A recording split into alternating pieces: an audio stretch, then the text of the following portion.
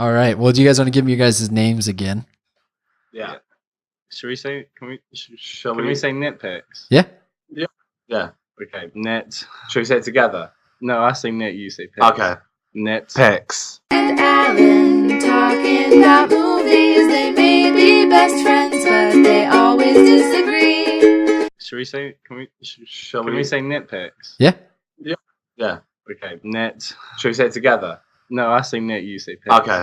NitPix. And Alan, I see that.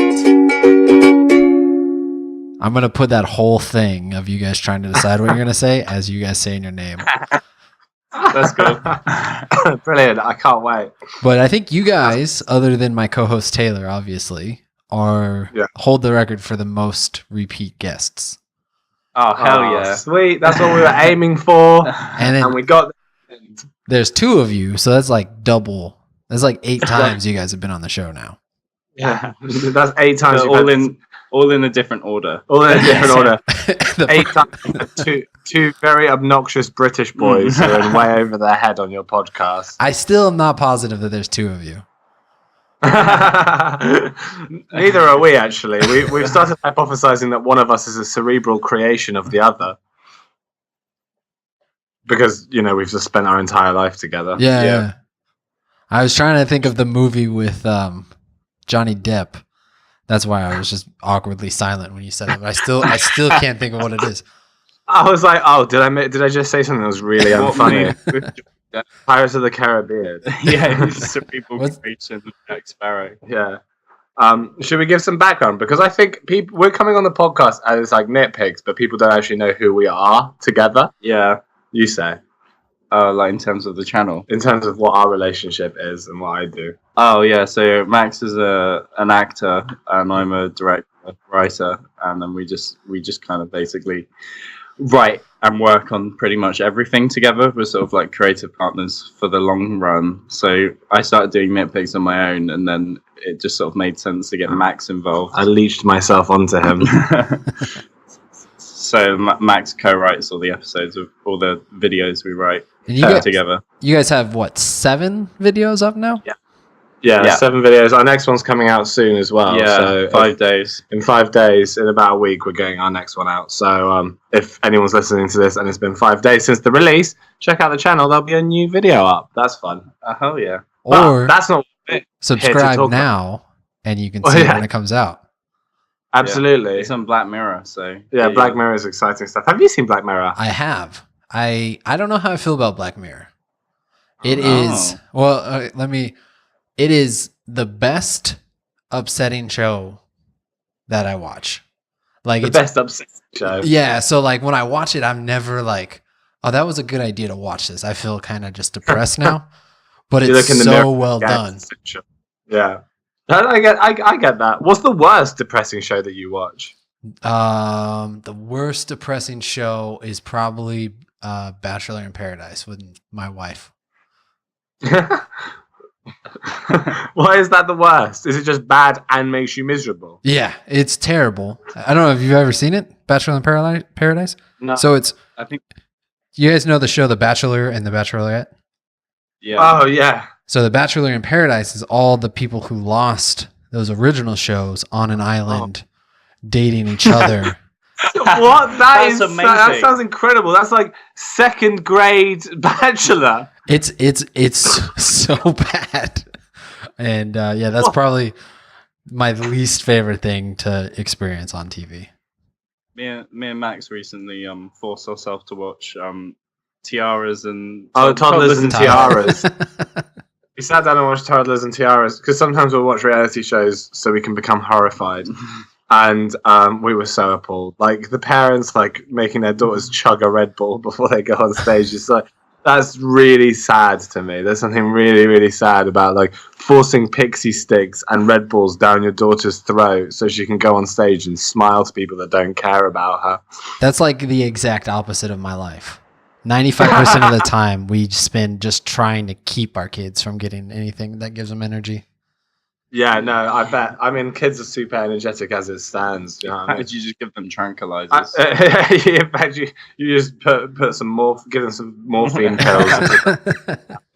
Yeah, It's you know how Steve- kryptonite affects Superman? That's what kids do. That's when you have kids, they're just like kryptonite to the parents. They just to you, yeah. Yeah, they just drain your energy and use it for themselves. You have been progressively sounding more and more sad, Alan. I didn't want to say anything. Every No, time we that's- come back on, I say, "Hi guys." That's I wish- the movies that we've been talking about. So, but yeah, so we're gonna talk about Star Wars: The Last Jedi. Star Wars. Star Wars. And before we get into it, I was curious what your overall impressions are. Did you like it? Are you guys fans of Star Wars? Where do you guys fit with all that? I'm a huge Star Wars fan. As a kid, I actually like. I don't even know if Sam actually knows this about me, but I was a kid who grew up with the prequels and not actually the original trilogy. Okay.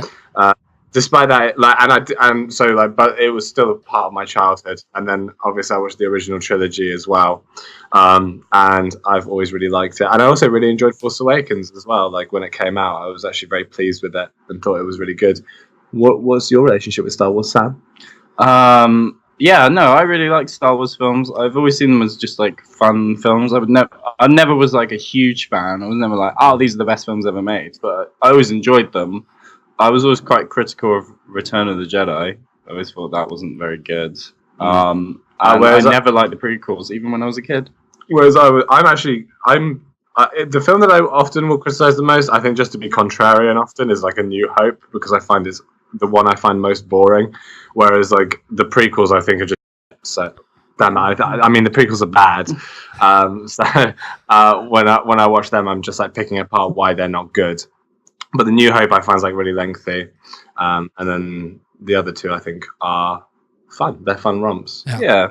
So for me, I am not really a Star Wars fan. I've seen them all. I've seen some of the animated stuff. I've played some of the games, but my favorite Star Wars is Rogue One, which is the least Star Wars-y of all of them. And also not very good in my opinion. I think I don't think it's the best movie, but I think it's the best of the 9. Yeah, total? do you just like Do you still think that now that you've seen Last Jedi? 100%. Oh. I hated almost everything about The Last Jedi. Wow. That's going to be interesting. Let's peep this out We're then. gonna really, let's peep this out. I was not a fan of this movie. Wow. So before we jump into that then, what is it about Rogue One that you liked? Was it just like the action sequences? Because that's about the only thing I can think of that was good about Rogue One personally. Yeah. So it's mostly about, like, Rogue One is not even like in my top 10 or top anything of favorite movies, but out of the Star Wars, I think that's my favorite one. And the first half is really slow, but the second half I felt like paid it off. And Right. the characters, even though there wasn't a ton of development, there wasn't a lot of arc to them, I don't know, I've connected more to them than I did to any of the Skywalkers, to Han Solo, any of them. Like, there's just something about everyone else in the Star Wars universe that I just don't like. My question is like, so what about the original trilogy then that you don't actually vibe with? Like, why don't you find yourself being particularly enthusiastic or excited about those movies? Now a lot of it has to do with everyone who loves them, right? All the hype around them, gets built up, and I think people gloss over the bad things about them because they like them, which is fine. Like, if you love something, you can love it. I don't care.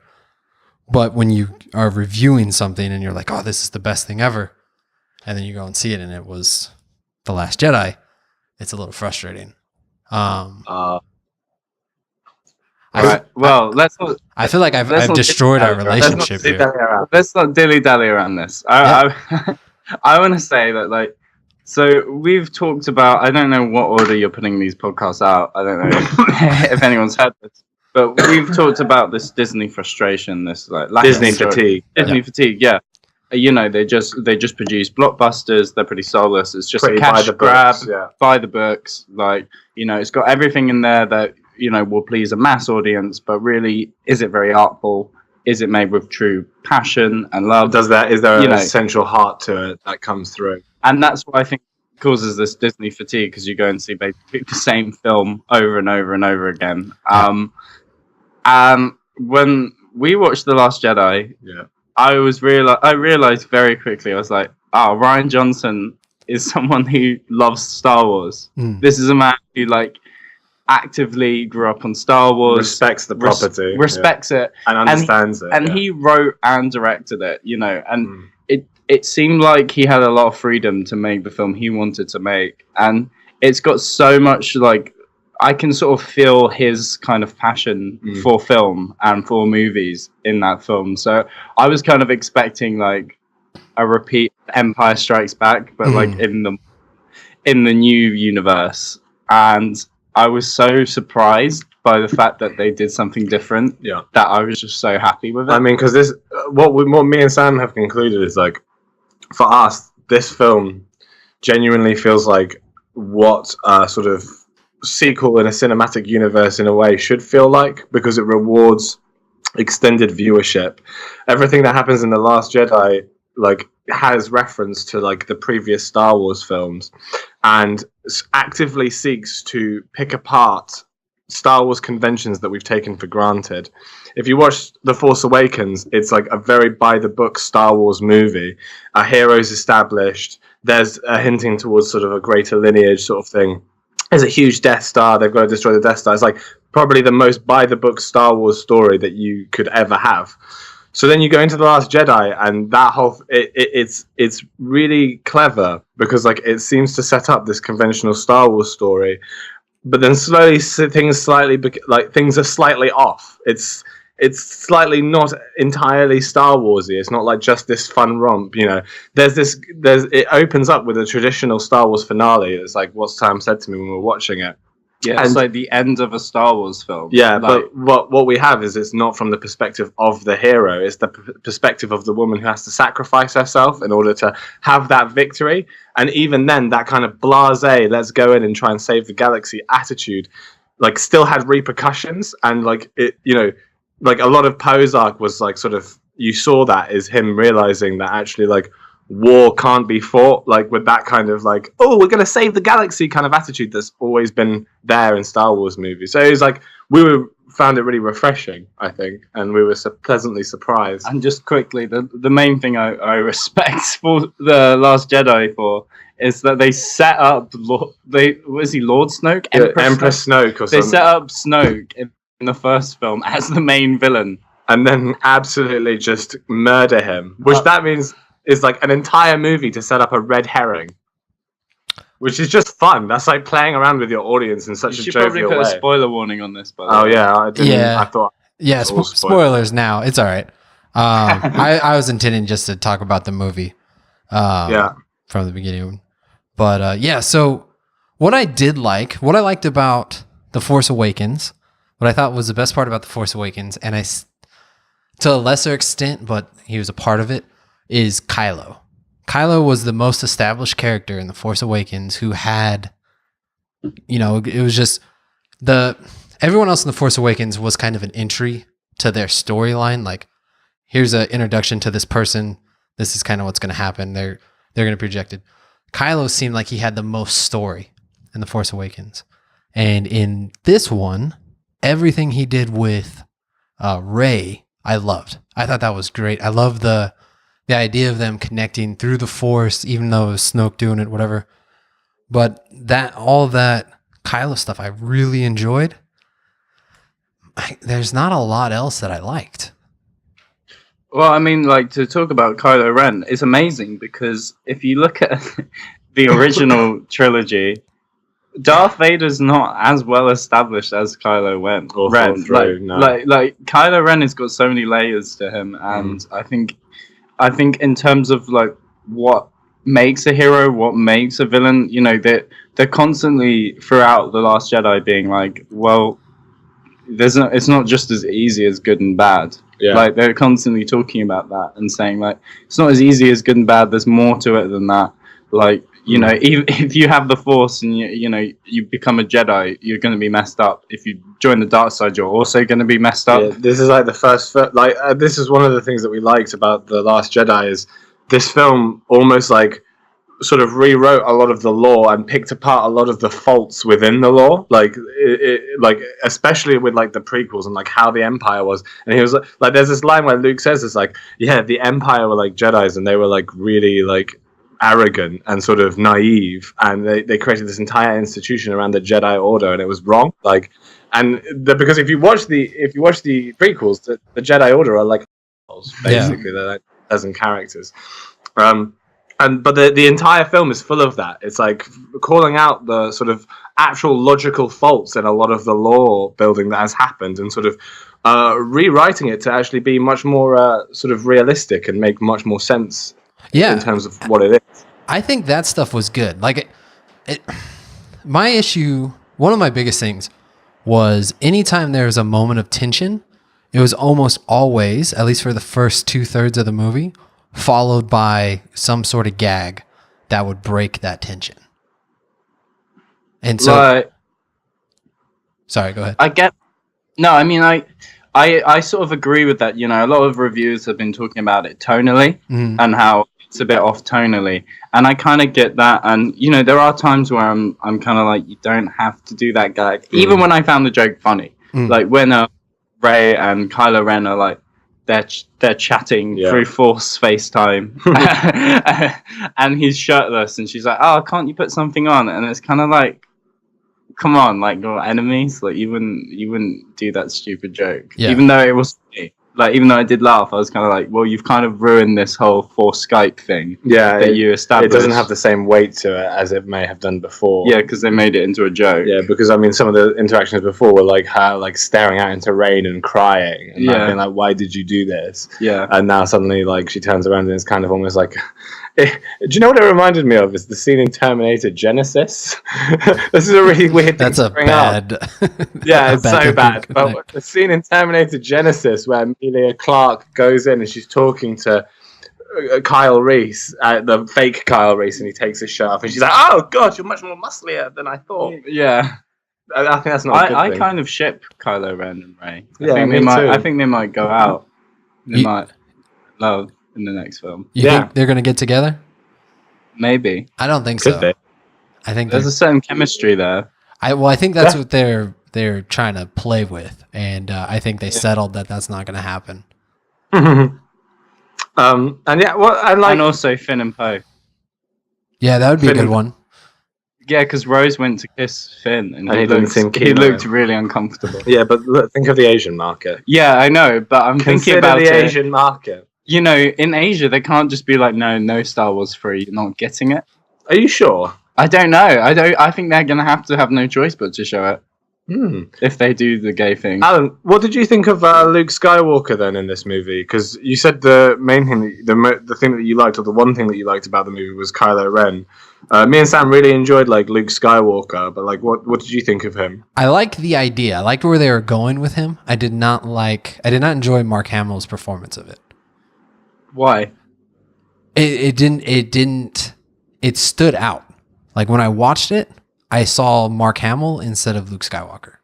I don't know what specifically about it. It didn't feel genuine, and it felt, I don't know. I don't know if it's because like I've seen him in The Flash, and then, you know, I know he's the Joker, and like he's more campy characters, and then him being so much older than when he was in the original trilogy, there's just this big disconnect between the two things. And so when he was in this movie, he felt, I don't know, I didn't get lost in the story from it. And it may not necessarily be his fault, but there's just something about him that I didn't connect with. Did you have that with Carrie Fishman? Yes. I felt the same way about her.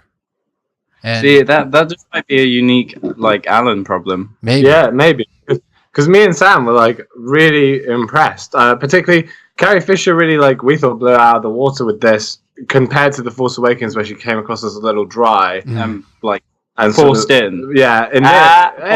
Forced in. in this, there just genuinely felt like there was a lot of heart in what she was doing, and she had a really good presence to her. Every time she was on screen, I really believed that she was like this like really assertive, knowledgeable general, which I've never had with Princess Leia like ever. Really, because that's the exact opposite how I felt when she was on screen. Like when she was on, I was like, I don't know why anyone would follow her as a leader.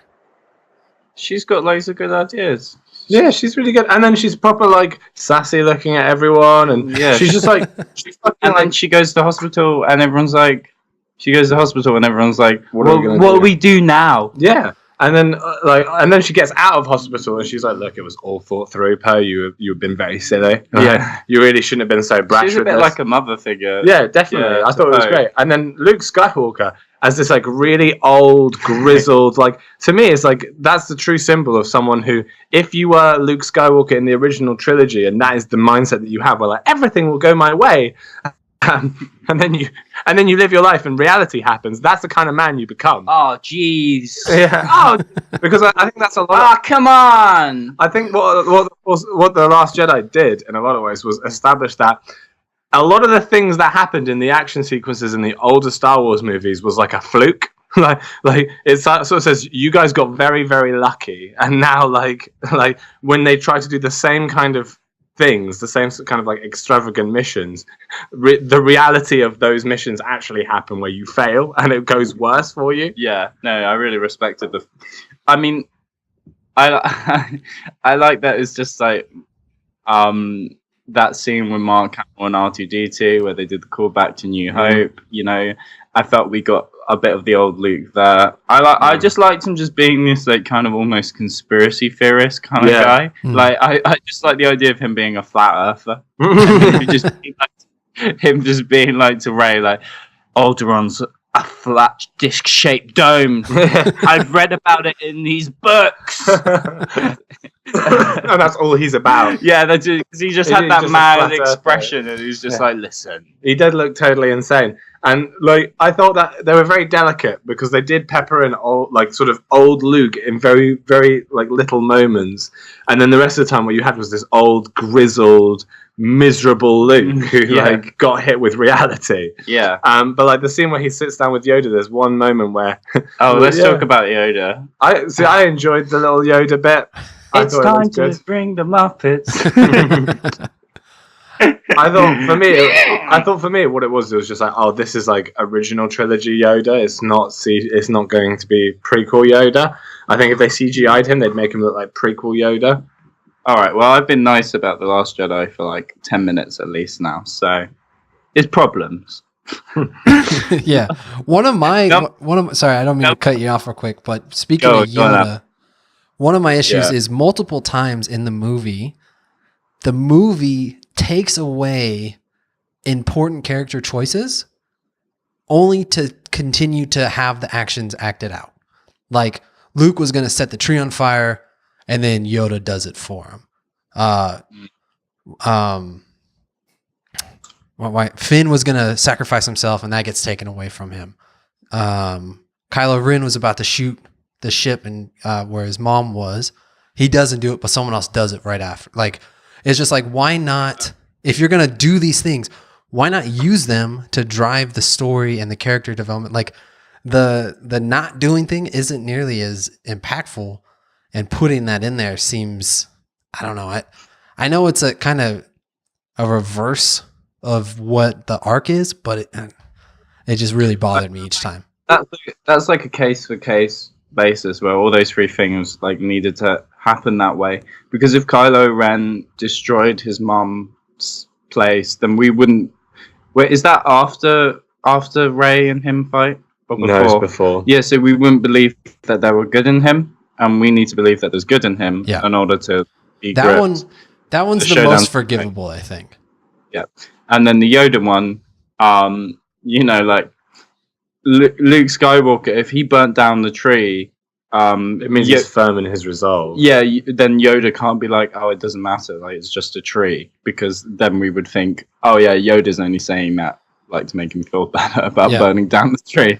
So like the fact that he burnt down the tree, not only is it funny, but also it it gives him the talking point of saying, like, actually, you having this big dramatic moment of burning down the tree doesn't really mean anything because you didn't even read these books.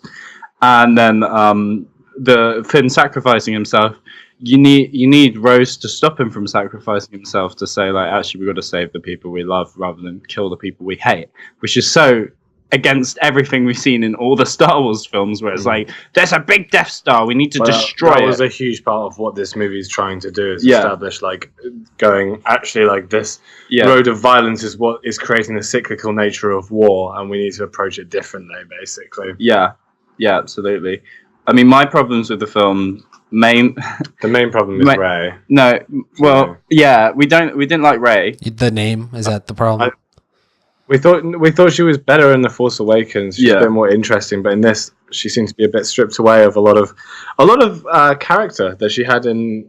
Well, like, she just seems to be more filtered through and a bit more. She's just very bland. Yeah, like, especially when you compare her to, like, Kylo Ren or Finn or Luke. And I don't think Daisy did a good performance either.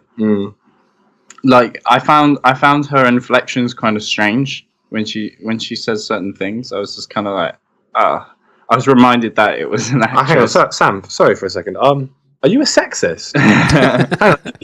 Are you being sexist right now? Mary Ray Sue? You a woman hater? Oh. I just pretty sure it's confirmed now. I just basically think if it was a man, Jedi. A man. Alan Ray the racist and Samuel Jones the sexist, and me here on my own being the beacon of light that every lady and man deserves. You're definitely a sizist. I'm a white knight, mate. I'll protect everyone. I'm gonna go against anyone. But yeah, like we didn't like Rey that much. No. But we also, I had a real big problem with the sheer amount of CGI they used, mainly because the alien CGI. Yeah, the alien CGI. Because in the first one, J.J. Abrams made a huge thing of saying every single thing is going to be a practical effect, and that turned out so well. The creature designs in Force Awakens they're really interesting. I really like the way they move. I really like the way they sound. It's really inventive, really creative. And then, because they'd already won over audiences with The Force Awakens and people knew it wasn't going to be like the prequels, I guess they just went for the cheaper, well, not even cheaper, just went for the easier option of making all the aliens CGI. And I feel like that's a massive step back, because if all the aliens in the casino were all like puppets and all like animatronics, it would have been amazing. Yeah. It would have looked so good. And if they were riding these like creatures that look like what are they called in Empire when they cut open its stomach? Bantha? No, Bantha? Yeah. Maybe. If they were like those, if they looked like those, that would have been a really cool, fun little scene. But because they're so CGI and they look so prequely in their designs, because they're not even well designed as well. They look like cartoon characters that I don't believe they're really there. The scene that was like the weakest part was this whole casino section, and that I think that's purely down to their reliance on CGI. And then when Yoda came in and he was a puppet, I understood why they made him a puppet, but it wasn't consistent because he was the only puppet alien in there. Well, Yoda, correct me if I'm wrong, but I think Yoda was the only alien non-humanoid character to have speaking role. Yeah, speaking role. Like everyone else was background. Oh, I mean, you had Chewbacca, I guess, but that's true as well. I do feel like there's a slight lack of like alien protagonists in Star Wars. Especially in this one. There was a guy who spoke who was a rebel. With Poe. Yeah, with Poe, he had a big head. Yeah, but he barely had a moment. Like and he was CGI and he looked like crap. Even in The Force Awakens, you had like Maz Kanata, who like actually had a role where she was like talking. You had Dexter Flexter in the Star Wars prequels and his cafe. I love Dexter. They should bring that place back. I want the diner back. Yeah. Obi-Wan went to Dexter for knowledge. Why would he do that? Because he's genius. Like, Obi-Wan's this wise Jedi Knight, and what in his head is like, Dexter is going to have the answers for me. And then he does. It's very strange. Maybe they bring back Ghost Dexter Flexter They're going to have with Yoda. Well, let's go through kind kind of set piece by set piece, or Sure. because you start out with, like you were saying, is kind of the end of a movie, right? Yeah. With the big battle. What did you guys think of the drop, the bomber ships? I said to Sam that I felt more emotional for that woman's sacrifice than I did for the entire crew of Rogue One. Yeah. One of the things that it bothered me probably too much unfairly was how big the explosions were when they dropped the bombs versus how small the explosions were when the ships with the bombs got blown up. I mean, I think the argument to that is just go like, oh, it's sci-fi. Oh, okay. It's all about perspective as well, because we see the bombs being dropped from very, very, very, very high up, whereas the explosions when the ship get hit is from, Close. is from close up. So But no, I thought the scene was really good. Again, I love the fact that we actually got in the Star Wars film like ships sort of slightly colliding. Yeah. And that idea that actually even if your ship doesn't get shot at, if a ship near you explodes, you're also screwed. Yeah. I've never seen that in a Star Wars film. And then obviously when giving us that the perspective. when the Star Destroyers pop in doing light speed, I was like, man, how do they never hit each other? Like, if a spaceship going at light speed hit another spaceship, that would totally destroy it. Was my thought when that happened, and that's why they opened it on that, so they could give us that ending. Where we all knew what it was, and it was great. That's probably my favorite Star Wars moment. That ending. Yeah, I mean, I'm literally like giving so much credit to Rian Johnson for this because he wrote and directed it, and he really, really he just the amount of pressure you must be on to do a Star Wars film like that, and to write it in a way that subverts Star Wars tropes and also is funny and has great action scenes and has some really great character moments and character arcs, and he's really great. I really do respect him. I think on paper, this is a great Star Wars movie. I don't think on the screen, it worked out very well for me. I mean, it worked out very well for us. I mean, we also went in with, I went in sort of middle ground. You had slightly lower expectations as well. Yeah. But, it really, surprised us a lot. Yeah. So, and I think that's it. And also, I think constantly surprising I think it's a Star Wars film that people see, more than once. Yeah. Because it changes things and subverts things so much. Yeah. When Snoke dies, that's really when it starts to completely unravel what a Star Wars movie is. Yeah. And from there on, it's just surprise after surprise of oh wait, Finn and Rose have failed. They've massively failed. Oh, okay. Oh, the ships are being hit now. It's just so much people are dying. Yeah, so much going on, and every single frame is so dense. Yeah. Just to rewatch it, knowing those surprises, I think is going to be something a lot of people will want to do compared to The Force Awakens, which is very standard. In terms of surprises, there aren't many surprises. Yeah. Yeah, the opening's really great. I love how they made the pilot.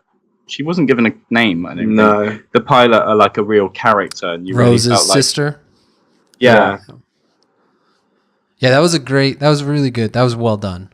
Her 1 minute of screen time, I think, was really well done. And do you guys think that it was a kind of a reference to A New Hope, the Star Destroyer? No, not Star Destroyer. Death Star run.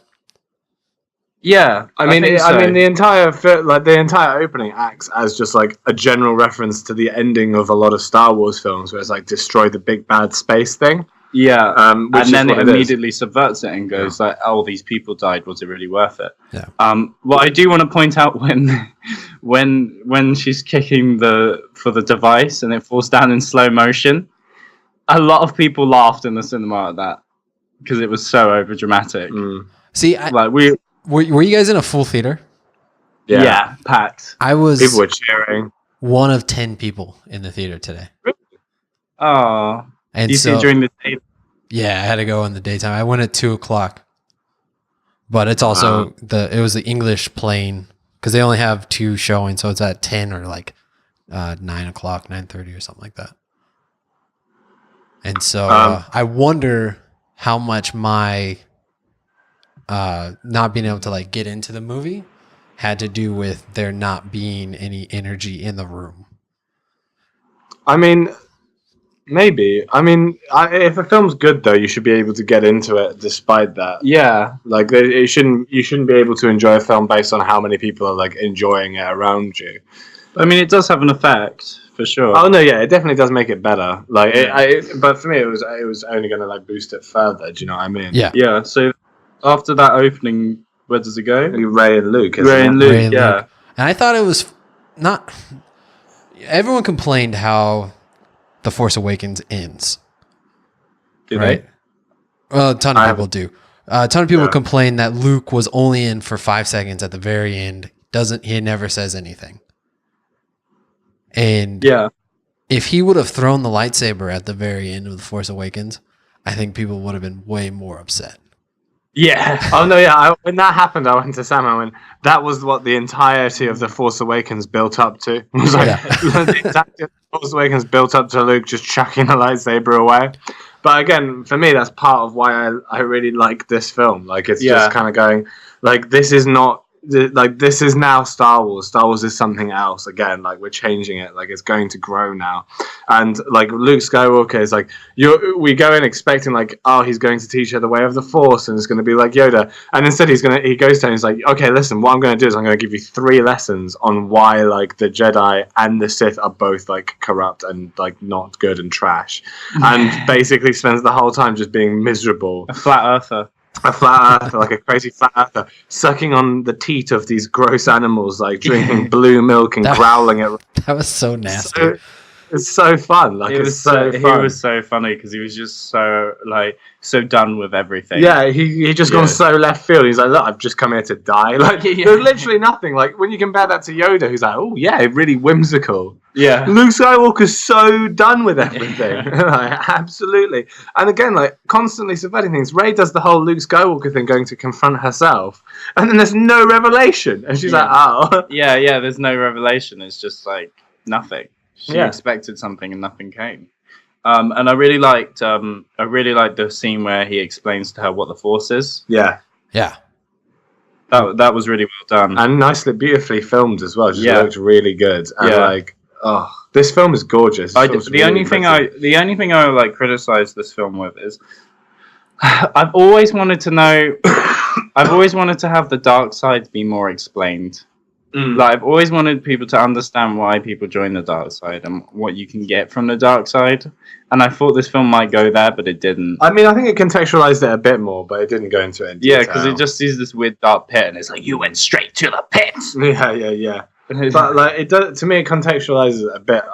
For me, it becomes more clear with Kylo Ren. Like, Kylo Ren to me looks like acts and is what a Sith really should be. Yeah, which is just someone who's really angry and like full of resentment and bitterness. Yeah. Do you know what I mean? And so like, when you compare that to other Siths who are these stoic, like, oh yes, I just use my anger, but you never see that. Yeah. With Kylo, you always see that. Like, every time, every interaction. Darth Vader's pretty chill. Darth Vader's so relaxed. You know what I mean? He should be more angry all the time. Absolutely, like, without a doubt. We should redo A New Hope, redub Darth Vader, where it's just like, I want to know what happened to the plans you sent me. No, I'm your goddamn father. But yeah, no. Would you get Hayden Christensen to do that? Definitely. I want Hayden Christensen to come back as a ghost in the next film. Yeah. I thought for a second that they were gonna do that when Yoda popped up. I thought it was gonna be kind of like a walk through, memory lane. Yeah. I hate every time they reference to the prequels and the red people that guard Snoke, the red guards. Yes. They're in the prequels, so like I really didn't like them. One of the things that I wish they would have done in reference to the prequels was instead of having that Dexter the fake horse races, I was like, oh, that should have been pod racing. Now this is pod racing. I'm gonna do a spin. Woo! Yeah, I mean, the whole casino scene for me, I thought I was like, that was the worst part. Yeah, that was the worst. And like, I thought it was like for me, I was like neutral to it, but like actually, you could have cut it out, and the film would have felt a little less. You couldn't cut it out, though. Well, you could have worked around it. Yeah, like, it's easy to work around it. And cut out that scene. I like the idea of Finn and Rey going on a Star Wars Rose. Finn and Rose going on like a Star Wars mission, and like things aren't really going to plan, and then in the end it all fails. And that's sort of what they tried, because you know they were like, you have to find this specific code breaker, and then they're in prison and they just find another guy who can do it. And it's like, yeah, this is a huge universe. Like, of course, yeah, there isn't just one guy who can do that. Of course, they'd find another code breaker. But it is just such a waste of time, and it's just such an unengaging sequence of them CGI animals running away. And the worst part is when she releases the animal and she's like, this is worth it. And they're like, those animals are stupid. They're in the middle of a city. Like, it's not like a free area. Like, they will catch them again and make them race again. You haven't ended all animal abuse in that city. You've just released like 12 of them. The kids are still hostages. Yeah, the kids. Why wouldn't you free the kids? Yeah. Now that final scene, do you think that was originally going to be a post-credit scene, or do you think that? I think it was tied in. I mean, because like a huge part of this film was going, like, one of the things with Star Wars is up until now, it's actually been really hard to see Star Wars as an expanded universe, because as a series of films, even like the prequels and the original trilogy and The Force Awakens, it's been really hard to imagine it as an expanded universe, because actually, like, the things that make Star Wars are very, very, like, small. Like, there's not that much. It's like a very visual thing. It's the Skywalker lineage is very quintessentially Star Wars, TIE fighters, Millennium Falcons, and stuff like that. But like now they're beginning now to venture off into this idea of an actual expanded universe, which can be defined by things that aren't what we always typically associate with Star Wars, like making Rey an absolute nobody and her parents being a bunch of junkrats, but her being completely powerful in the Force is like a really good thing, because then it ties into this shot of the kid, and you're like, oh, there's like tons of people who are Force sensitive out there. Do you know what I mean? It's not just the Skywalkers, and like. Although the casino scene was the worst scene in the film, it shows you a part of the Star Wars universe which was like, it was nothing like any other Star Wars thing you'd seen. It was like very much like it's a different aspect of the universe, which I thought was cool. Yeah. Although the biggest part. Getting back to what you're saying about Rey being a no one, I really disliked Kylo's speech about that when he was talking to her and he's like, you know who your parents are, and she's like, yeah, they're nobody. And I get it. It was directed to the audience. But it didn't make sense in the world that they established. Like, whoever her parents are would still be her parents to her. Like, you would never. I just felt like her saying that they're nobody felt disingenuous. Like, she could have said that they weren't. Just say that in another way, and he could have said that they were nobody or they were no one important. See, because I just think it's like actually this isn't even a dramatic thing. It's not a big deal, and her parents abandoned her because they were alcoholics and like salespeople. Do you know what I mean? It's like it's specific. Like, they weren't these great Jedis or anything. They're just no one, and you are just very powerful with the Force, because that's how it is. Like, I think it's again about just subverting Star Wars, because everyone goes like, oh yeah, this one is going to be exactly the same as Empire. You know, there's Snoke, who's basically a new version of the Emperor. There's Kylo Ren, who's basically the same as Darth Vader. You've got Luke, who's replacing Yoda. And they're just going to hit all the same beats. And I was watching and I was going, yeah, they're going to hit all the same beats again. You know, Snoke's here again. You know, they're going to have that scene again. And everything fell apart again. And I thought they were going to reveal that Kylo Ren was her brother or something, you know. Yeah. Well, they set that up somewhat, because when they would connect, when Kylo and Rey would connect, Luke and Leia would connect. I think that happened twice. Yeah. It's just right after each other. This film I would just love, like, while she's in the middle of, like, Skyping Kylo, just like Leia chimes in like, what? Is this a free Rey call? And while she's doing that, she's like just on the toilet. Yeah, she's just on the toilet, and there's the guys, I'm on the toilet, can you not? Yeah, this is a really bad time. What if she's taking a shower or something? That's kind of weird. And Kylo just doing it without her knowing. Kylo's just in the shower there. So one of the issues I had with the opening scene and the girl who sacrificed herself, she didn't necessarily sacrifice herself, but died trying to set off the bombs.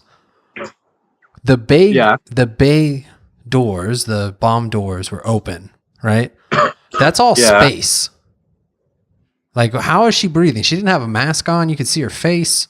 There's probably a little. I think like it's easy to get bogged down with like specific things, but it's sci-fi. Like, I don't know. For me, it's like that's the stuff. That's the stuff. When I see it, I'm like, oh, that's it. It feels so simple to avoid that, and it takes me out of the movie and makes it much harder to enjoy.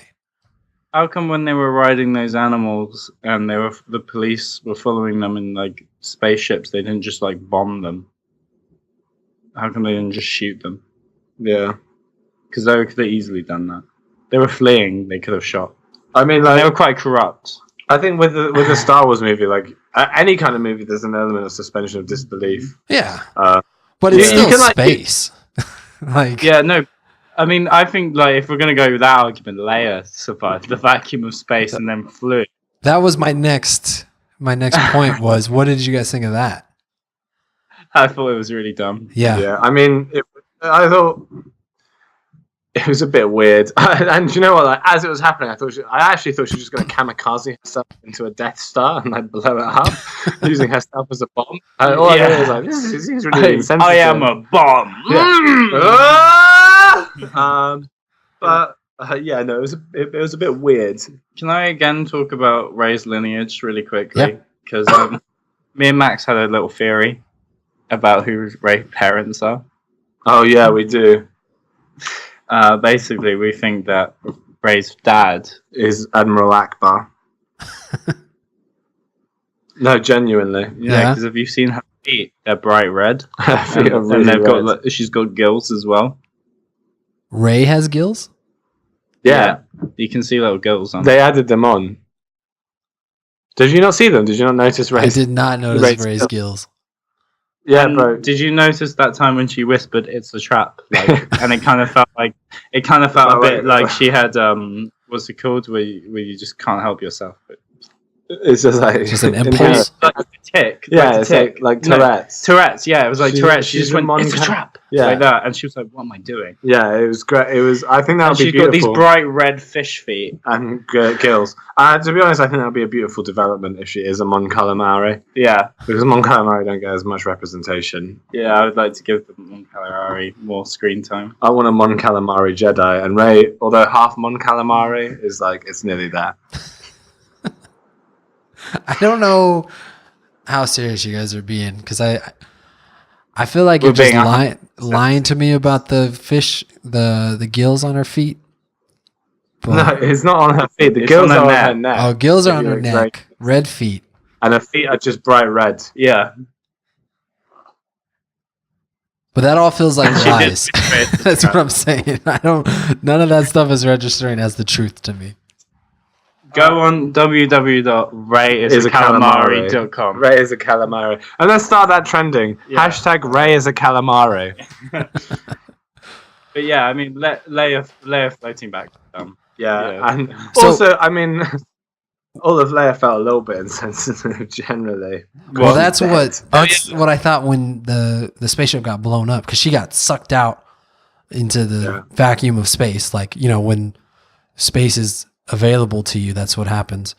Not like the other girl in the bomber, but I think there was a force field around that. I actually remember the bombs dropping, going through a force field. Okay, I'll give you that.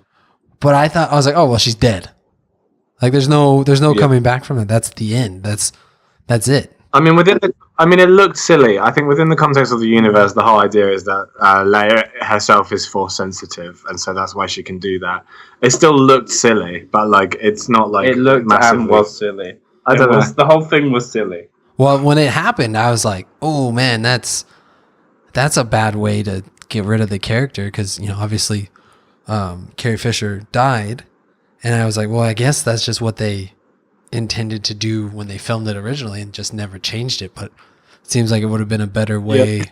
Maybe they should have gone back and retrofit that. But then she Superman flies out back into the Yeah. ship. And Carrie Fisher died of cancer, didn't she? I don't know what she died of. Did I have? I'm pretty sure she did. Well, yeah. if she knew she was going to die, this might sound a bit dark, Yeah. but do you think Disney crew recorded her saying her lines for the next movie so that they could CG her? No. I thought it's confirmed that she's not in the 9th movie.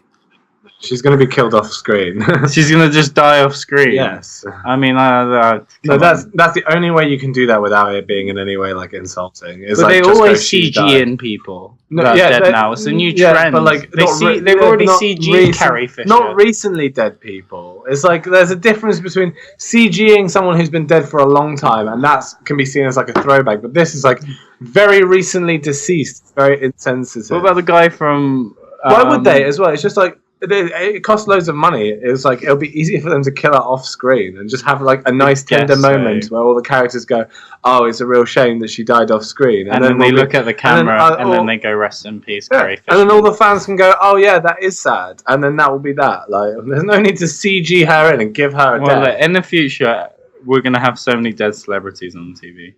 Well, I'm not here to disagree with that, but we're not having Carrie Fisher in episode 9. Why are you talking to me as if I'm deciding? Well, I know. As if I get to make that decision. No, Sam, we're not going to do that. Suddenly you just think It you're making disturbs me. Star Wars episode It's 9. your line of thinking. It disturbs me. Look, I'm a businessman. A businessman, a bloody sadist is what you are. No, I'm a businessman. Look, the fans love Carrie. Oh it's my a shame God. she's dead, but we've got Stop it. her I don't full like it when face scanned I in just don't like it when you talk from like when this. she was in Rogue One. Oh, stop. We've got a pretty good voice actress No, who just can kill her mimic her off screen. This voice. has made me uncomfortable. Bloody Samuel. Sorry. Sorry, Aaron. Well, it was uncomfortable in Rogue One when she was CGI'd in. What did you guys feel about those CGI? Also, what did you feel about Luke when he was a CGI character in this? I didn't Luke notice. was a CGI yeah, I did not character? notice. When he met with Leia as his force projection, it was definitely CGI. I didn't think that I was didn't CGI. notice Yeah, that. I did not even notice that being CGI. I I know. thought that was legit. I thought I could be wrong. I've been wrong about things once or twice before. You But- could easily make Hamill look like that with a haircut and a shave. Like, Yeah. why would they CGI him? If you just make him look like that with a haircut and a shave. because when you're doing a force projection of yourself, you automatically look a bit CGI as a result of that. I assumed when I was watching it today, I assumed it was because Carrie Fisher had already died. And they placed him in the scene, that he was maybe not him. Maybe Luke wasn't the character there or something. And maybe it was a different scene with Luke, or I don't know. I assumed because it something was very Did she off-putting die about. before filming finished?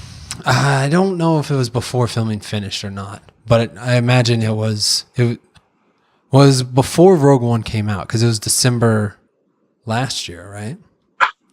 Yeah. No, it was last Christmas. It was like just a couple days after. No, they Rogue wouldn't One. have finished filming then. No, they wouldn't have finished. So they must have seen. I mean, they might have finished filming her scenes, especially if Yeah. they knew she was ill. Yeah. Yeah, you could get her scenes out fast. For God's sake, don't frame it like that. Well, I'm me, man again. It's the business way. I hate business. Listen, we've got this Carrie Fishman. She's got cancer. We got to film all her Get her scenes in the before film. she's gone. before she's dead. The Star Wars fans, they need Carrie. Hey guys, this is Star Wars. Star Wars. Star Wars. I don't think any scenes with Carrie Fisher was CGI except for the bit where she floats back to the ship. No, they really filmed that. Yeah, that was all practical. They put her That's in how she space. That's how she That's how died. she died, really. Yeah, they were like, let's just get that scene done. What did you think about Luke's final bit? Because I love that. I thought it was sick. I didn't like the shoulder brush. That I didn't need after he gets blown up by all the. That was a big crowd pleaser out there. Yeah, I Everyone like laughed that. at Yeah, that. I mean, Did even you? me and Sam See, aren't cynical enough to say that wasn't quite cool. Yeah. I think you just hate too much. I think you hate Star Wars, mate. I think you've Yeah. got a big What? problem. And I don't- think I you don't should like face Star Wars. kids with that attitude. I've already said that. I've already admitted to that. I'm not the biggest Star Wars fan. I've seen them all, but they kind of feel, I don't know. What is it? They're just not for Are they- me. I also don't know who this movie's audience is. I think People who've seen the Star Wars movie. Everyone who's seen all the Star Wars movies. it's just Star Wars fans. Like, do you Yeah. think there's going to No. be any new Star Wars fans based off of this movie? Oh no, And potentially there will be. But we're talking about Disney fatigue, and I think part of the reason why that happens, why people get sick of Disney films, is because they keep aiming it at people who have never seen a Star Wars film before, never seen a Marvel film before. Yeah. So they re-establish things, and they go like, "Oh no, you can't have that because." and they make the story separate. They make Yeah. it set as its own story. Like you could even go into like Civil War and still kind of get what's going on, like Yeah. without having seen any Marvel movie. Yeah. This is a Star Wars movie that like you aren't really going to get a lot. Like you can still potentially enjoy it. I think you could enjoy it if you've just seen Force Awakens. Yeah, for but sure. you will get the most enjoyment out if you've seen every Star Wars film. and I think that's good. Yeah, that is 'cause a good it thing. rewards viewers for watching. For watching it. It's like that's why for us, like we were very satisfied going into this because we're like, it would be very easy for them to just make another Star Wars film, and a lot of people will go watch it. Everyone will go watch it. Yeah. But instead, what they did is they made a Star Wars film that rewards you for having seen all the Star Wars films. Like you don't even get that with the original trilogy entire, maybe Empire, but the last one, like you could go into that blind and still pretty much get it. Yeah. So you guys, what was your guys' favorite part of this movie? What did you like the most? I liked a lot. There's a lot of scenes that I really enjoyed. I really liked the opening. I thought the opening was quite standout. Kylo and Rey fight and interaction was really fun with the whole bit where they kill Snoke and then go off on one. I quite like the whole Luke standing there in front of all these AT-ATs and like Such a good image. and then like talking to Kylo and then redoing what he saw happen in New Hope. Where it's like, strike me down, I only come back as stronger. Absolutely, so good. And then it's like he's just like, what?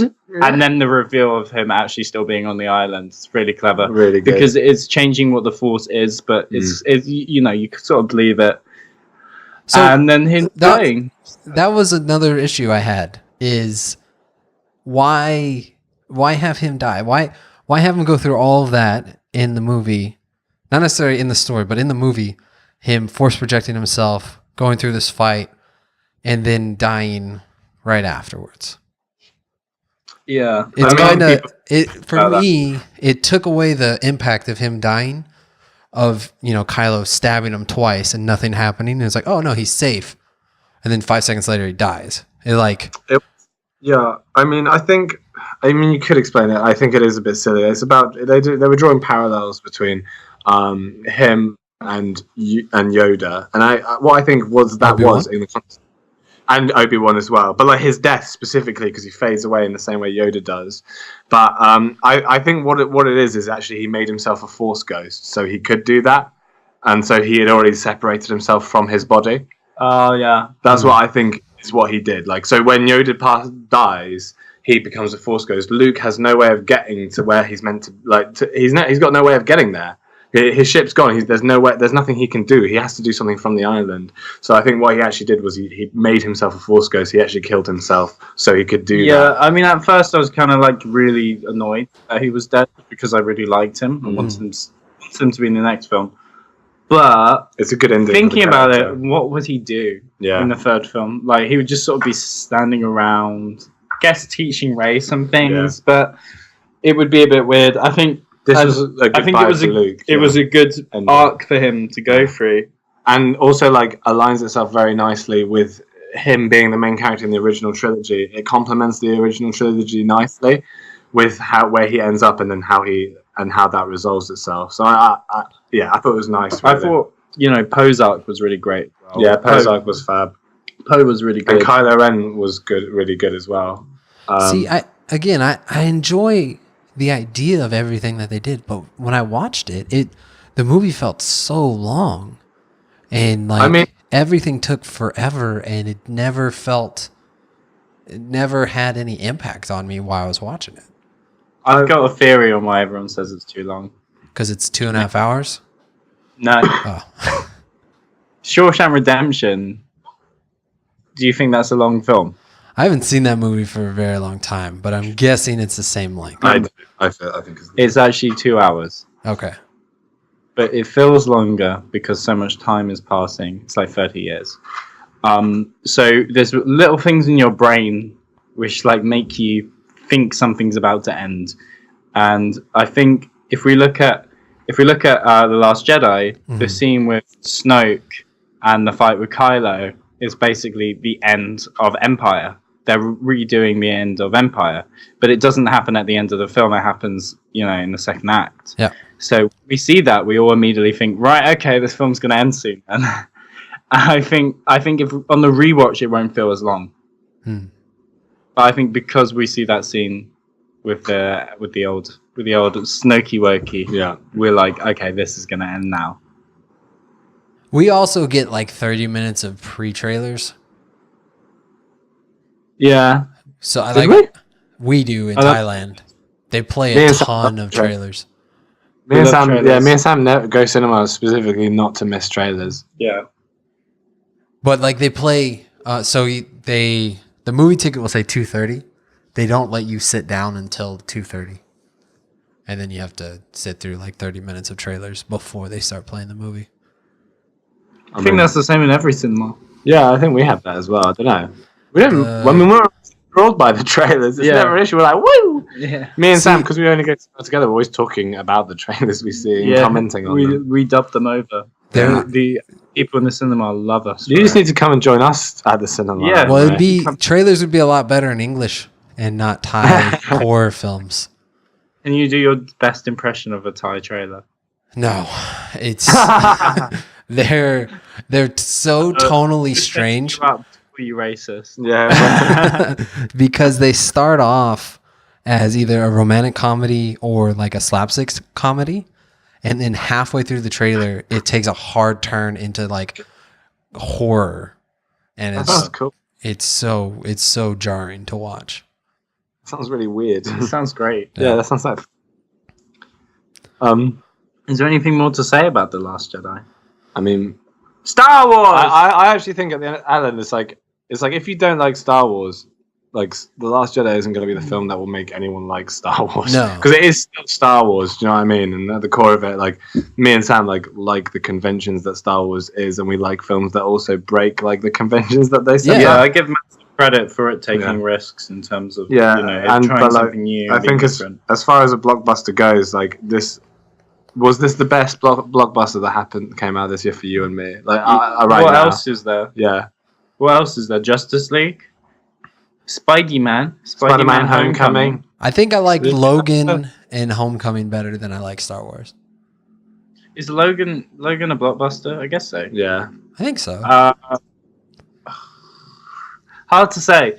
I need to rewatch the Star Wars before I really know what and think about it, because it had so many surprises, and I think I like a lot for its surprises rather than its actual content. But it's worth saying that The Last Jedi did surprise us a lot. And that's something we haven't had in a long time at a blockbuster. And also the fact that no one could predict what would happen in The Last Jedi. Like, everyone tried, and everyone's been really off, because The Last Jedi is definitely not something anyone was expecting. And so, like, you have to give it credit for that, because it's not appeasing any of the fans or anything. It's like clearly like a vision, and it's been realized fairly well. Yeah, absolutely. Well, I would say Logan's probably better, but I need to rewatch it. Yeah. Is it a kids movie? Logan? Yeah, Logan. Is Logan a kids movie? No. Star Wars. Star Wars. Logan.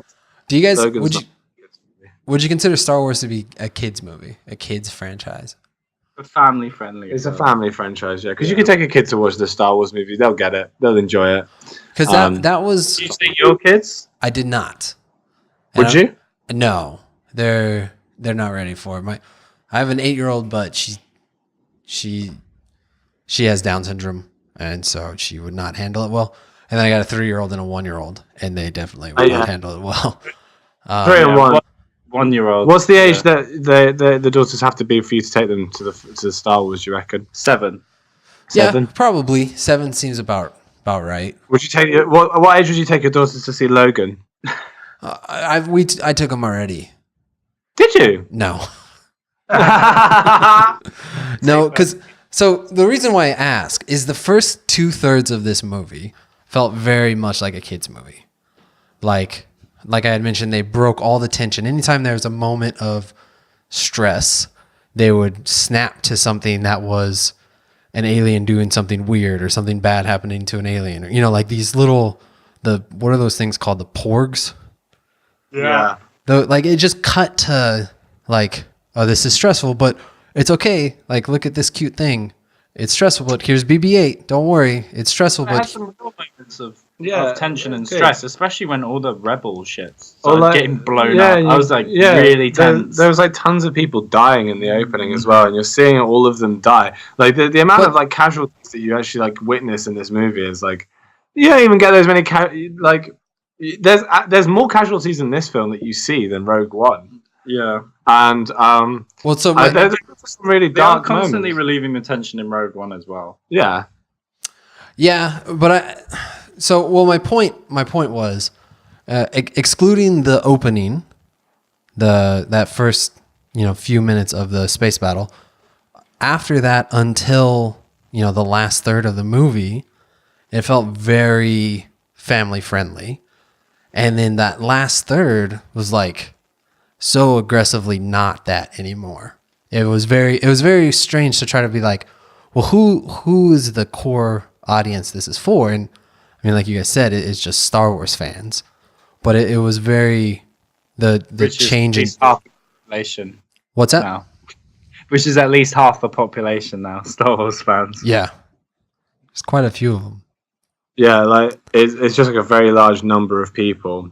I don't know. I feel like in the last bit, we've got Rey lifting up all those rocks, and you've got like Poe giving an order, and then everyone looking at Leia, and Leia being like, "You heard what he said." Yeah. and loads of little moments of comedy and like relief. I feel it's fairly consistent. A lot of people have been attacking it tonally, and I think it's mainly because of the jokes. And I feel like the jokes are a little bit too much, but I don't think any of them are like so bad it's on Jar Jar Binks level. No, definitely not. I found all of them kind of funny. Yeah, so- even like we weren't even annoyed because a lot of people thought that people get annoyed at the porgs. Like they weren't even in it that much. Yeah, Like, the there porgs- was very little of Yeah, them. It's not like they were- I was So it's more like the- annoyed about the buildup about them and Yeah. how little they were in it than That's more. He wanted the porgs to be a main character. Alan Ray wanted more porgs Yeah, in Star Wars. not enough porgs. I'm Can hoping. we get a Jedi movie where it's a porg and he's a Jedi, please? And he's got a little lightsaber He's and got- he really goes to town. Yeah, he's like, "Rah!" and he's like a little porg. Chewbacca wasn't that Do much you- either. Do you think Chewbacca would really care about eating them when they saw him eating them? Like, Yeah. I feel yeah. like Chewbacca being willing to rip someone's arm off, which I think he did in Yeah, but Rogue One, right? Like, I feel like he would not care about eating them in front of them.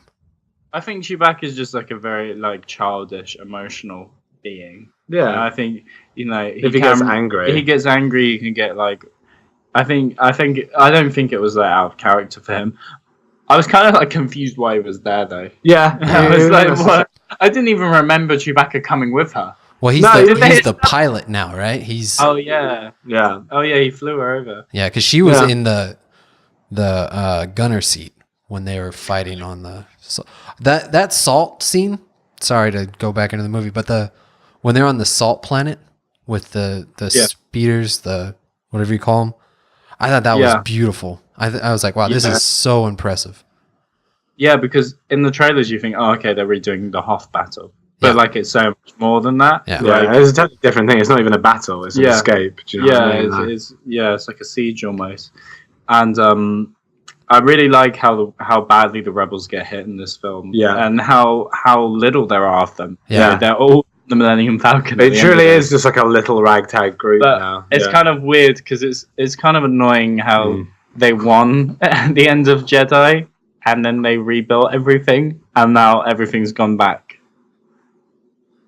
Like Like, to the the First Order is like more Yeah. powerful. Like, yeah, like at the beginning of Force Awakens, wasn't it like fairly equal? I know they destroyed like 4 planets where most of the rebels lived, but like you I would felt think like they it would. was. I thought more the stuff. rebels were kind of on the outs in The Force Awakens. It's been a while since I've seen that, but I thought they weren't doing great. Yeah, it was weird because it's just like they won the last. I guess like a lot of time has passed and the First Order has rose up because like Luke Skywalker like fails like at his Jedi Academy. Do you know what I mean? Jedi Academy with Jedi Luke Academy Skywalker. with Luke Skywalker. Your kid I wanna was a bit be upset that Jedi. we still haven't seen the Knights of Ren because I don't know if they're actually in these films or if they're dead or like what's going on. Where are the with Knights of Ren from? Comic books? Where are they from? Comic books? No, they're exclusive to this movie. They established the Knights of Ren and then we haven't seen anything. Where did they establish them? They established them in The Force Awakens. I don't remember. Yeah. Do you remember, Alan? The name sounds familiar, but I don't remember them being in it. I feel like I heard Jeremy Johns talking about it or something. They were in it very briefly in like a flashback scene. I'm Googling. Do you think I'm just making this up? Yeah, I think you've just gone crazy. No, it's definitely a thing, but I just don't remember seeing it in the movie. It was shown in a flashback in the Star Wars. There you go. That's actually the shot. The Last Jedi confirms Knights of Ren identities. See, there's the flashback where you see them all. So I'm showing them an image. So sorry. Oh yeah, they all look like Kylo Ren. Yeah.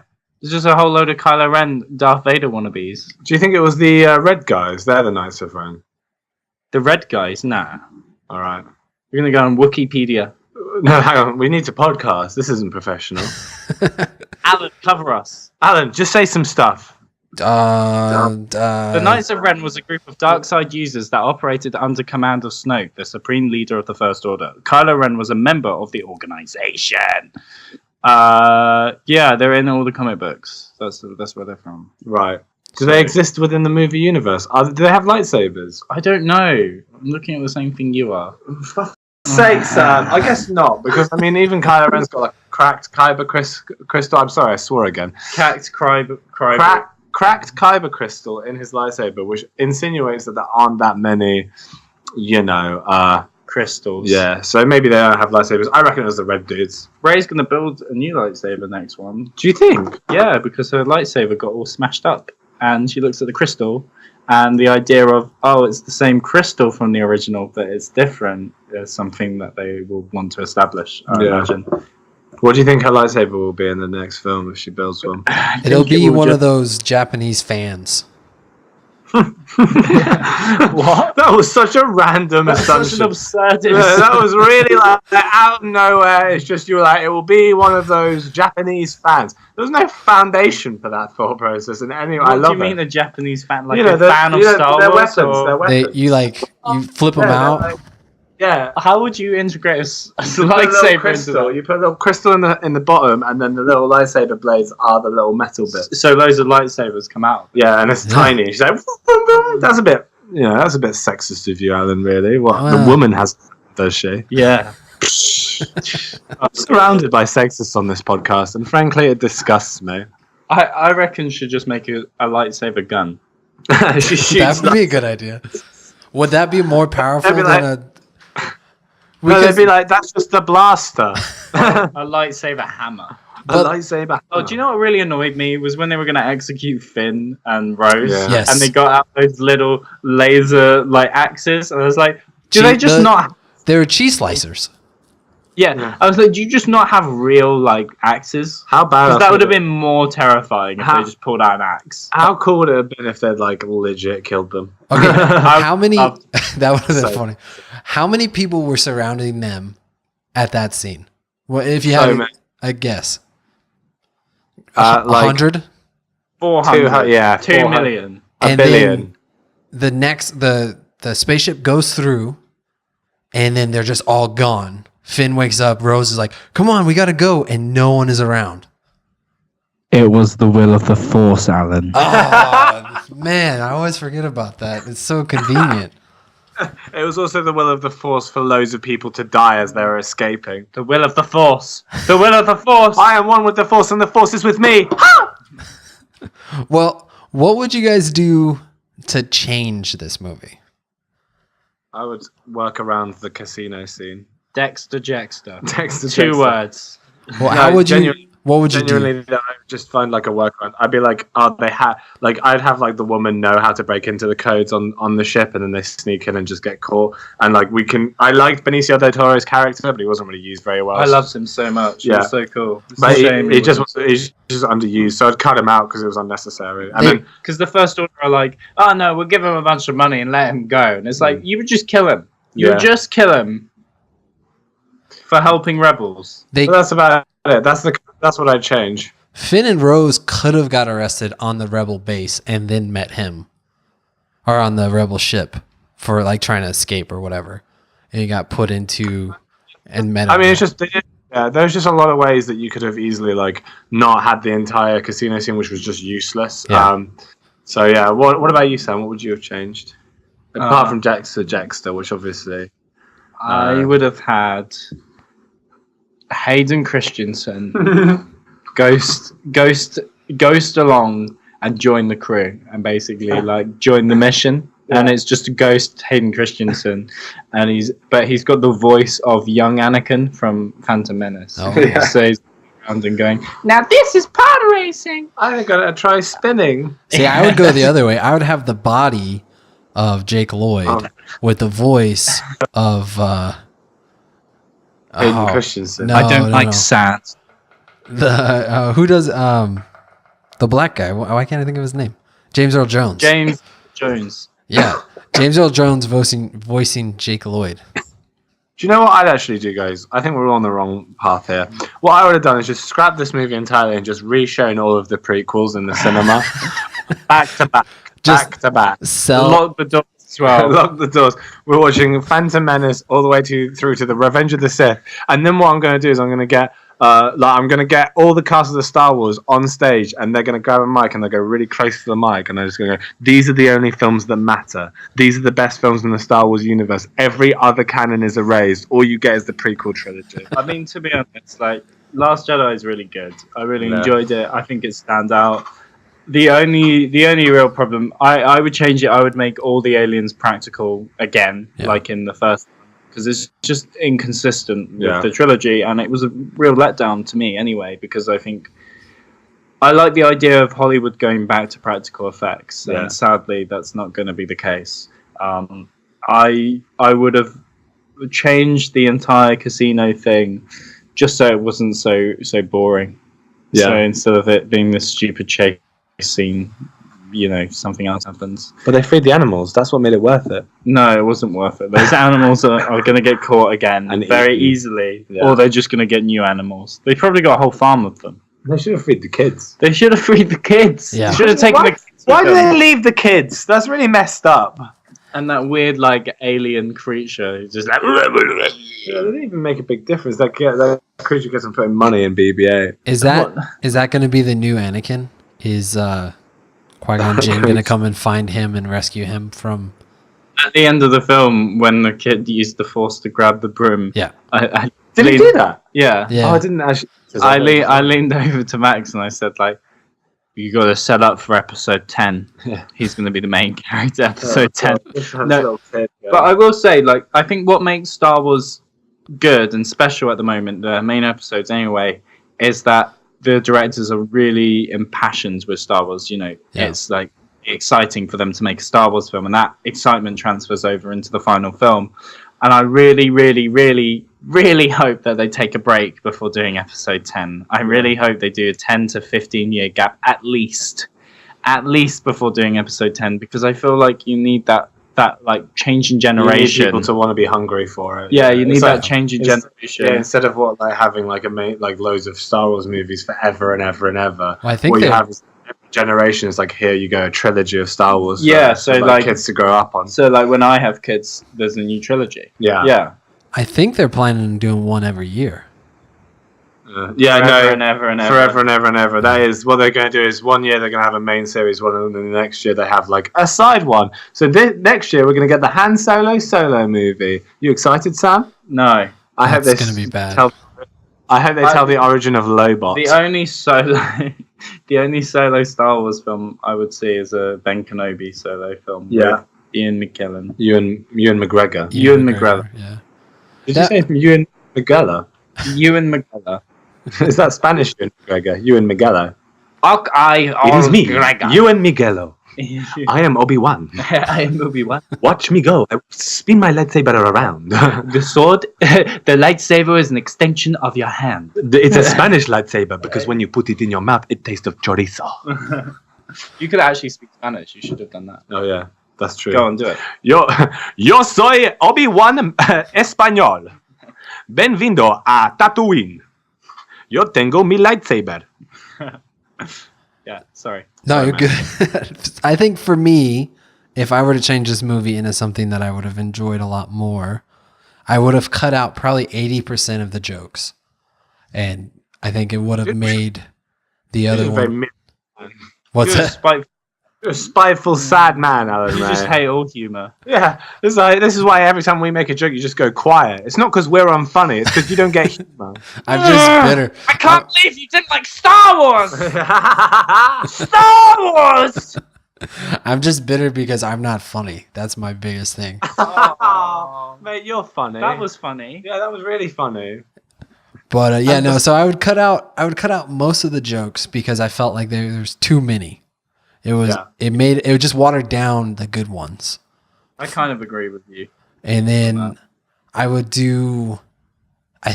go harder on Luke being bitter and old. How hard? What would you have him do? Like, Be specific. like spit on Ray? punch her. Yeah. Like really mental. Like maybe he's lost his mind from being on his own for too long. Cut But his, cut his hand off and say, like, I didn't think I needed it. Well, wait. Did anyone lose their hand in this? Is this the first non-hand loss movie? I guess probably one of the red guys lost a hand. I wasn't paying attention. Did someone lose a hand in Every single one, I think, right? Oh, I didn't know. I don't know. Who lost a hand in Force Awakens? Peter Dinklage's character. Peter Dinklage wasn't in The Force Awakens. Yeah, he was. Who did he play? Maz Kanata. What's that? The CGI creature? Yeah, with the the goggly little- eyes. yeah. That was Peter Dinklage. Yeah. He's wearing a costume. Yes. Putting on a Oh voice. yeah, can I just say as well, when they Skype that woman, the alien creature with the big Masculine. eyes, and she's like running about and the camera's moving, that really, really infuriated me. Yeah. Like, how does it work? Where is that camera? What is that camera? Like, what? Like, can you not? Can you not? Can you stop existing? Can you just stop? And they could have easily got that information from somewhere else. Yeah, I would have cut that scene. Yeah. Well, that scene wasn't necessary. It was very contained for the most part, other than the casino and Maz Kanata. Like you cut those out, and it feels much more claustrophobic, which I think would have made the movie that much stronger. Yeah, no, I think you're right, actually. I think that's a good point, man. And so yeah, I would cut the jokes. I would cut out the casino, cut out Maz Kanata, keep You would make everything Luke Skywalker be more intense. Yeah. more intense. I don't know how you would make him more intense. I think he tries to sexually assault Ray. Oh no! That's touching. that's the wrong way. Like, and he says, like, I haven't seen a woman in a very long time. So- Ray's like very uncomfortable, but she wants to be trained by him, but she doesn't do anything. I But like. she's like, no, please. Alan makes a family-friendly podcast. How dare you? Sorry, Alan. But I think if you cut out, You can cut that out. no, it's fine. The fishing stuff with Luke, the milking that weird sea creature and drinking it, like that all stuff felt too jokey for Luke to be. Honestly, I liked it. I think it made him look really rugged and filthy and gross. Yeah. I was like, cool. That milk scene was like the best thing. Yeah, he's like, I love it because he takes a sip and it's all down his mouth and then he growls at Ray. Yeah. And it's like, oh my god, He what a was like gross the man. hero of the last. Yeah, he's like the trilogy. hero of the last trilogy, and he's like a legend, and then he's like sucking blue milk out of these gross animals covered in Oh filth. yeah, that was practical. yeah, that looked yeah, cool. Yeah, there were some practical alien effects, just not that many. Yeah. Was there calamari practical? That's very specific. You probably can't remember that. I was What? wondering if the Mon Calamari was practical. What the? It's a trap. Yeah, the Admiral Akbar. No, he was. Yeah, he was. I Was think he? he had. I don't know. Can you remember if Admiral Akbar was CGI or not? I want to Because if say he he was was, practical. I think everyone on the ship on the bridge was practical, weren't they? No. No, Not everyone. no. No? No. when they had the No. close-ups. The guy with the big head wasn't the practical. The one with the really big head, who Poe was like chummy Mates with. with, Yeah. I don't remember well enough. Yeah, I mean, it's a shame. More practical would have been good. Yeah. More practical is almost always the way to go. Definitely. Yeah. No question. And then I think probably one of the last things. Well, I really liked the Rey and Kylo stuff. I think play that up more, have them have more connections, but not I don't think they needed to touch each other. That felt like too far. I don't know how you guys felt about that, but it seemed like. I like when Luke Skywalker storms into the mud hut and he sees like Kylo running there. And he's like, no! He breaks the whole building. He's like, get out! It's It like gave me he walked in flashbacks. on her watching porn or Yeah, something. it gave me flashbacks to my first girlfriend. Yeah. No, Mum, we were just cuddling. I swear. Get out! Like, because I think if they would have used that whole time of her on the island with Luke to build the story of having these two inconsistent not narrators, but two inconsistent sides of the story. Like, you can't really trust Kylo and you can't trust Luke to tell the truth. And she's just trying to piece together what happened. Because they do it in 3 parts, right? Yeah. Luke tells his just real bland, no information. Kylo tells his version and then Luke tells his. But I think it could have been much more layered and been more inconsistent and confusing, and it would have made it more interesting. To me, it was what it needed to be. Yeah. Like, for me personally, I was like, because it establishes... You only want more because it was done well. Yeah, and I was like, if it had more, you probably wouldn't have liked it as much. Maybe. Because I was like, this establishes Luke's kind of a bit of a sleazy liar, and then it also goes like, and he's also ashamed of what he did and like how he did, but it also, but like you understand. The flashback was really well done. Yeah, I really liked that. It was proper emotional. Yeah, it was. Where he pulls out his lightsaber, it has that instant bit of regret, and he's like, no. Yeah, and it's also the idea of like Luke Skywalker, who was like this hero of like your past stories, like thinking of like killing a young boy because you see so much darkness in him. You're like, oh man, you did go off in the deep end quite early on, like, because it was like it's that idea of arrogance, but that being so heroic that actually like you can justify doing quite horrible things as well. Absolutely, which I think was really cool, and we're very present with Luke Skywalker, consistent with the themes of the film. Yeah, I think it should have not been while Kylo was sleeping. Like, that felt, if Kylo just didn't wake up, then none of this stuff would have ever happened. Like, I feel like it was just kind of... Lightsabers allowed. That's true, but it felt like too convenient. Like, I felt like there should have been more... Because that moment, catapulted, like, was a catalyst to so much stuff, right, into Kylo's life. And it didn't feel like quite enough of a punch to really get it going. I just don't. I think your master trying to kill you in your sleep is like really horrible. And also, he already had the dark side in him. Yeah, so he's already. I understand. So that would have happened regardless of whether. I think if we'd had a scene where we had a flashback where Luke goes, "Kylo, get out of your heart," and he comes out, he's like, "What do you want, Master?" He's like, "I see the dark side in you," and then he pulls out his lightsaber. He's like, "Well, then we must sort this out." And then there's like this battle.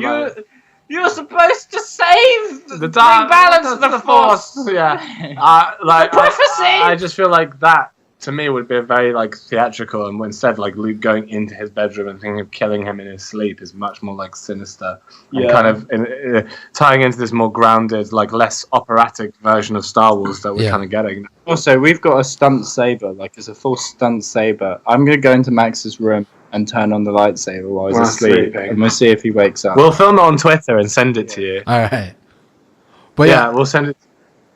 I think the whole movie, The Last Jedi, I think it was so close for me to be a really good movie, but there was just like all these little things that took me out of it and just kind of made me not enjoy the whole thing. Did you prefer The Force Awakens to it? I don't think so. I think I like this one better than The Force Awakens. How would you rank this in terms of Star Wars films? So Rogue One is my favorite. Then, what's the third of the prequels? Revenge of the Sith. Revenge of the Sith. Then Empire. Then Return of the Jedi. New Hope. Force Awakens is in there somewhere with the original 3, and then the other 2 prequels. And then where's The Last Jedi in there? The Last Jedi is probably before A New Hope. Right. But not as good as Empire. Not as good as Empire. Or the masterpiece that is Revenge of the Revenge Sith. of the Sith. Here's the thing. I rank movies by the way I enjoy them. And that last 30 minutes or so of Revenge of the Sith, I thought was really well done. I thought Anakin, turning into the dark side and just going into it and just seeing like, oh, this is why everyone's afraid of him, was really well done. But it was too long. That fight scene in the lava. Yes. It went on for a long time. When It was a bit long. Obi-Wan had the high ground.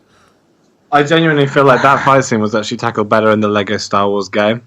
Yeah, I actually agree. Because you get to play as both characters and it switches between them. I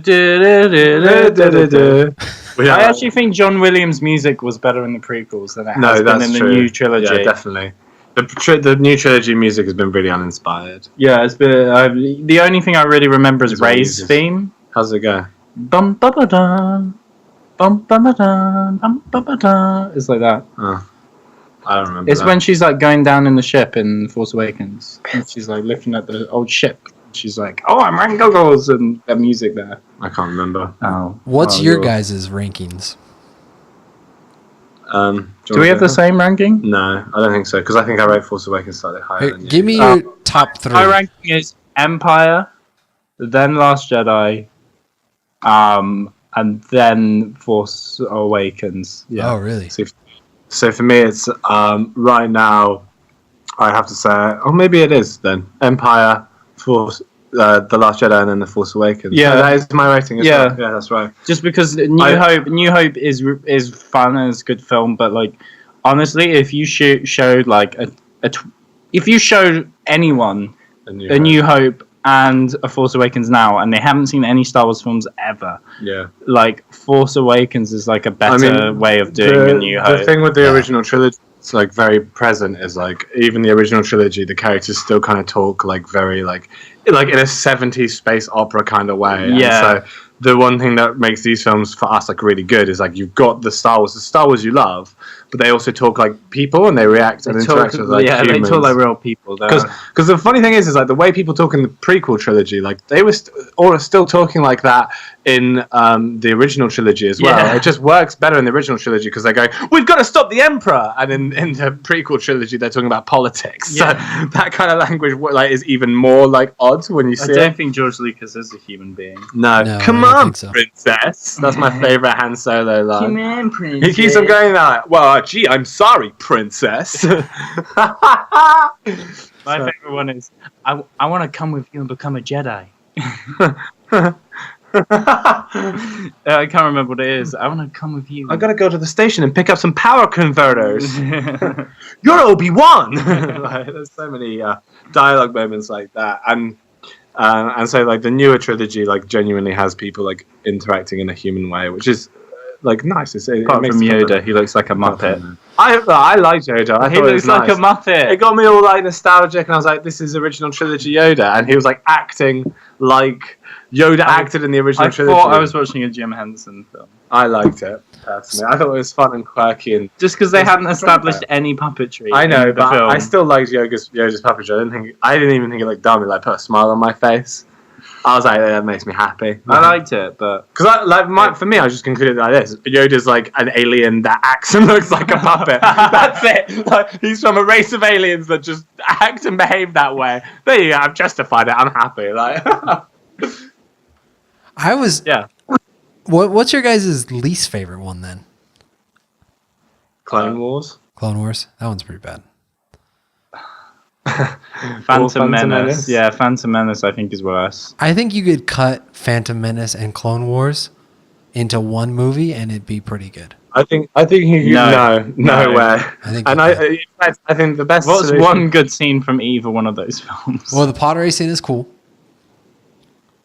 There's nothing about character development in that scene. It's nothing to do with like moving story forward, though. It's like a fun spectacle. And nothing makes any sense. You're like, wait, what are they racing for? But also, What's like gonna happen? the original trilogy already has like better like spectacle scenes in it as well. Like, Yeah. Obi-Wan and Qui-Gon Jinn's relationship is interesting. Darth Maul. Qui-Gon Jinn is the most bland and boring Jedi. He has But no they're- character. But that's and Darth Maul all says the Jedis. nothing. In not all the Jedi. No, because Obi-Wan in The New Hope is like he's got a bit of charm. There's a bit of sparkle with him. You know, he's like this old wizened wizard. Yeah, and Liam Neeson is just. I don't even know what He's he's a doing. wet He rag. just talks about metachlorians. Midichlorians, yeah. And Obi-Wan just stays on the ship that whole movie, and then watches Qui-Gon get killed. And he's like, no! And then he trains Anakin really badly. Yeah, Like, Ewan McGregor's good casting, but he still wasn't written well. Or yeah. like, I'd like him to like bring Yeah. balance to the prequels and do a solo film. yeah, if he does a set like that, would really do well. I people would love that, like, because that's the one good thing. Is like Ewan McGregor was well cast, yeah, and he has the acting chops to give you a really good Obi-Wan. yeah. His voice was good. It sounded Absolutely, just like him. absolutely. So like, if they just did another thing, which is like Obi-Wan Well doing written. shit, which is actually well written, Get Danny Boyle to direct it. that'd be fun as hell. Star Wars trains. Choose life, choose a job, choose a career. Don't choose being a Jedi. I was just hoping for Slumdog Millionaire, but Obi-Wan version. Bang, bang, bang, bang, bang, bang, bang. Yeah, Yes. bang, What is bang, this? bang, What is bang. Shut up, bada bing, bada bam, bam, bam. Is that just him doing his Slumdog Millionaire in Tatooine? Yeah. It's like Jabba the Hutt, like, And he- Misa Mato Tutti. Yeah, And he's like, 14. And they're like, hey! And he's like, yes. And it's like, I guess you're wondering how I got here. And it's like, welcome to Who Wants to Be a Baba Tutti, Skababoo. Jamisa. I have a theory about The Last Jedi that you guys can answer for me. Is Snoke Boba Fett? Yes. Okay, thank you. That's it. We're done now. And the podcast. You figured it out. We were trying to keep it under wraps. We've done our research. He's blown the fat. No, it's not true. Snoke is secretly. He's Dexter He's Jackson. Dexter Jackson. Right. He lost a ton of weight and just cut his face up a bit. He had to sell his diner though. Yeah, he had to sell his diner, and then with that money, he bought a spacecraft, and then became a Sith. The actor who played Snoke was really good. Oh yeah, Snoke was really fun as well. Like, any scenes with him, I thought, what a sleazy, fun guy. Yeah, he's just like, I thought he was gonna kiss Rey. Yeah, he was really perverted. It was great. What did you guys think of the way he died? Brilliant. Yeah, great. I was so happy. Loads of people criticised the like, take your Jedi lightsaber, which may or may not be the one on my armchair. Activate it. Your real enemy, who may or may not be me. But like, I don't care. It's a Star Wars film. Like, it is just in that genre. It's a space opera. Like, Yeah, it's going to have some of these dramatic moments, but this was the first film that's like doing something else. I didn't think it would. I thought he would try, and then Snoke would just kill him. That's what. See, the whole thing. I'm still surprised. I was like surprised consistently. 'Cause like, Yeah. oh no, then he missed, and then he didn't, and I was Yeah. like, oh, crazy. And I'm so- like, oh my god, they just killed the main villain. Emperor. But not only that, equivalent it of wasn't even like a big deal. It was just quick and like it was very realistic because like Snoke's just an alien. Like, do you know what I mean? Yeah. And so that was cool, and I like that. I like the idea of setting up something an entire movie, and you're like, oh, we're gonna find out. Everyone's theorizing. It's like, it doesn't matter. He's just a bad guy, and now he's dead. Do you know what I mean? No one will ever know who Snoke was. And like, do you know what? Like, who cares? Like, it doesn't matter. Because like, I love that. I really love that. Yeah, it's really clever. I was hoping for Kylo and Rey to kind of reverse. Yeah, I know, but yeah, that was a theory. But Rey's too good for that. She's pure. But that's what I think would have been interesting about it. If I I really want Kylo to go good, but he probably won't. He probably won't. And to be honest, I it's don't probably think so. We're kind of hoping that Kylo will just go all like old. Yeah, and we veiny really want and him. Next time we see him, we want him like pale on the face, yellow eyes, and like black veins coming out from his eyes, slicked back hair, like full on evil Sith. And he's got like a distorted voice by this point, where he's like, hello, and he's like so Sithy. Yeah, and he's just like killed. Because actually, I think it would have been an awkward character change if in that moment, like, could you imagine if like Rey was like, all right, now we need to go help the rebels, and Kylo's like, yeah, come on, let's go. Yeah. And like they both do that, and then it's not really talked about. Like actually, like Kylo Ren going, no, like that's not what I'm here to do. Like he has his own motivations, but it still makes sense for him killing Snoke. That's a really good like layering of character. Yeah. Like where like he helps Rey, he's hoping that her and him can do something. Yeah. And then like it's just, I think that's cool, man. And it's just amazing that there's so much stuff going on. Like even in the AT-AT thing, like the commander. Oh yeah, that opening scene with the commander was really funny. Yeah, well. that was good. That was good fun. Yeah, the commander guy like wanting to be in charge. I heard someone say they like bicker like two retail managers who are like fighting to have control. Yeah. Which I think is brilliant. It's a really interesting dynamic. Yeah. I think I really like Kylo as a villain. I think he's like the best Star Wars villain. Yes. That you get, because he's been really thought through. They've spent time developing him. Anything people were complaining about in the first movie, like, it was like on purpose. Like anything that makes him like pathetic is on purpose. Yeah. Literally everything. They literally made Force Awakens be a clone of New Hope deliberately so that they could do this in the sequel. You think so? Which that's so clever. Yeah, no, definitely. Like Snoke was set up just so they could get rid of him in this one. Like they implied that Rey was going to be part of the Skywalker lineage just so they could say, nah, she isn't. Like just so they could subvert them, and that's just so clever. Like, I just have a hard time believing that it was that was the intention always. I feel like it was. No, I think it definitely was, because why would you actually spend like millions of pounds like setting that up to just like abandon it if it wasn't? Because like it just really aligns perfectly with like the theme of this movie. Like this Star Wars film is really strong in terms of what its theme is. Yeah. In terms of like its subversion and like. Its theme of like, well, killing things and blowing things up is not like the answer. Yeah, and that's just what they do in every Star Wars film. So I think that was very much deliberate. I don't think someone looked at the Force Awakens and was like, I'm going to subvert this. I think that was planned out from the beginning. Yeah. They were like, we're going to set up a space where people will expect something. Yes. And once we set up that space, then we can actually like. It's going to even have more of an impact when we don't give them what people expect and give them something else. And it's actually it's a really clever way to transition the Star Wars universe and make this like a universe. Do you know what I mean? Absolutely.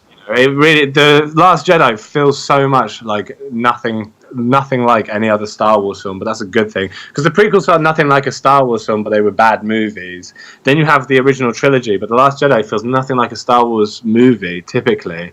But it's like totally like it feels like Star Wars still. That's a hard thing to do, and I think they did it. Yeah. Well, do you guys want to tell me about your YouTube channel? Sure. It's NitPix. NITPIX. We make videos. We review TV shows and sometimes recommend movies. And we do other things, and we try and sound as clever as possible. But the truth is, all we do is try and find different ways of saying boring. Yeah, basically. So check out. Check us out. Subscribe. Yeah. And give us a follow on Twitter. On the podcast. Yeah, thanks for bringing us on, Alan Ray. As usual, it's actually an absolute pleasure, and we always have fun with it. I hope I behaved myself better this time. No, yeah, it was a lot of fun. I hope I didn't offend you guys too much by not liking Star Wars. Well, I'm going to go into my room and be triggered, but aside from that, I'll get over it. And you guys can follow us on Twitter at IsingThatPod.